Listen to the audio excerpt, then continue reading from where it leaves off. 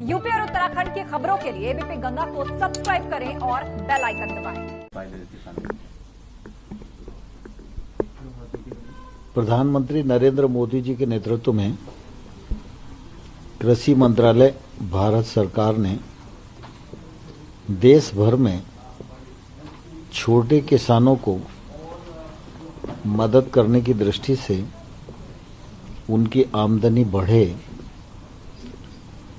इसलिए 10,000 नए एफपीओ गठित करने का कार्यक्रम प्रारंभ किया है।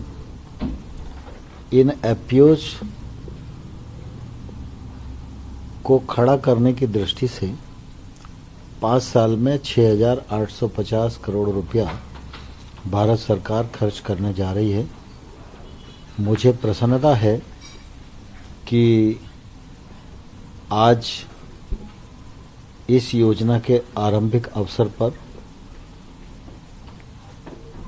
शहद से संबंधित नेफेड के द्वारा 5 एफपीओ शहद उत्पादन की दृष्टि से उनकी शुरुआत की गई है।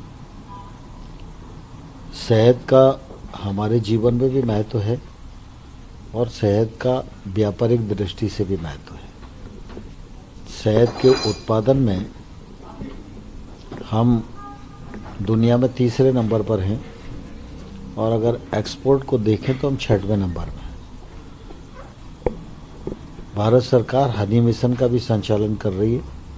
आत्मनिर्भर पैकेज के अंतर्गत भी 500 करोड़ रुपए का प्रावधान इस काम के लिए किया गया है और मुझे विश्वास है कि पश्चिम बंगाल, बिहार, मध्य प्रदेश, राजस्थान, उत्तर प्रदेश में जो आज 5 एफपीओ बने हैं, इन 5 एफपीओ में 2,000 से अधिक किसान जुड़े हैं।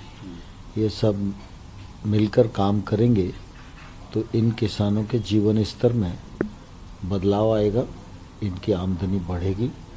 यह कार्यक्रम बहुत सफल हो, इस मामले में सरकार पूरी ताकत के साथ काम कर रही है और हनी की दृष्टि से भी ये एफपीओ और राज्यों में बने जहां अलग अलग प्रकार के शहद का उत्पादन हो, इस दृष्टि से भी काम किया जा रहा है। मैं इस अवसर पर किसानों को बहुत बधाई और शुभकामनाएं देता हूँ। सर, आज पंजाब और हरियाणा के किसानों का आह्वान था दिल्ली चलो, तो किसानों के बिल को लेकर जो विरोध कर रहे हैं, सड़कों पर उतरे हुए हैं, उनके लिए आपका क्या कहना है? भारत सरकार प्रधानमंत्री नरेंद्र मोदी जी के नेतृत्व में किसानों के हितों के प्रति पूरी तरह प्रतिबद्ध है। मोदी जी ने प्रधानमंत्री बनने के बाद गांव, गरीब और किसान, इसकी उन्नति को हमेशा प्राथमिकता पर रखा है।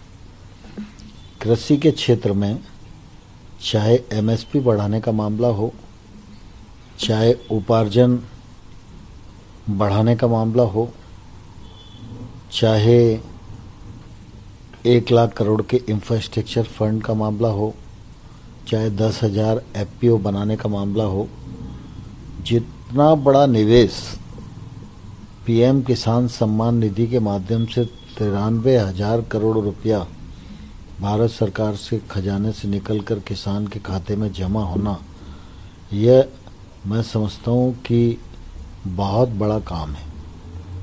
और जहाँ तक रिफॉर्म का सवाल है, नए कानून बनाना ये समय की आवश्यकता थी और आने वाले कल में ये नए कानून किसान के जीवन स्तर में क्रांतिकारी बदलाव लाने वाले हैं। हमारे किसान भाइयों और बहनों को पंजाब में कुछ भ्रम है, तो हम लोगों ने भ्रम दूर करने के लिए सचिव स्तर पर भी वार्ता की।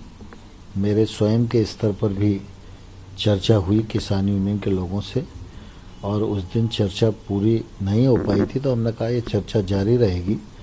तो मैंने 2-3 दिन पहले ही सभी किसान यूनियन को 3 दिसंबर को पुनः बैठने के लिए अनुरोध किया है।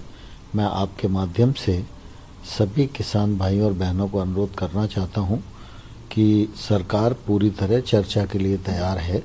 चर्चा के माध्यम से ही रास्ते निकलते हैं। इसलिए कृपा करके वो अपने आंदोलन को स्थगित करें, चर्चा के लिए आएं और हम उनका चर्चा और स्वागत करने के लिए तैयार हैं। क्या सर आपको उम्मीद है कि 3 दिसंबर की चर्चा के बाद ये आंदोलन जो है खत्म हो जाएगा और विरोध खत्म हो जाएगा, दूर हो जाएगा? मुझे आशा है कि कुल मिला के हम सब बातचीत करेंगे तो उसमें से अच्छा रास्ता बनेगा।